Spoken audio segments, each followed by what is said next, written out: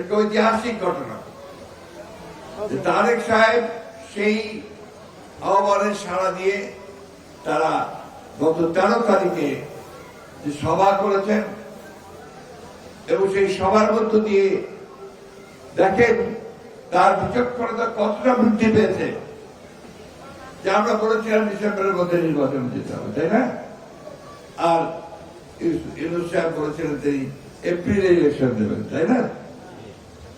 তিনি আলোচনার মধ্যে গিয়ে ওই ডিসেম্বরে থাকেননি, তিনি কিন্তু ফেব্রুয়ারিতে চলে গেছেন এবং ইউনূস সাহেব পিছিয়ে তিনি ফেব্রুয়ারি এসেছেন।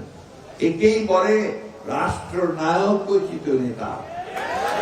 রাষ্ট্রের নায়ক জনগণের শান্তির কথা চিন্তা করে, কোন বিভেদ বিভাজনে না গিয়ে, কোন সংঘর্ষে না গিয়ে এই দুই নেতা আমাদের একটা শান্তিপূর্ণভাবে নির্বাচনের সুযোগ করে দিয়েছেন, তাই না ভাই?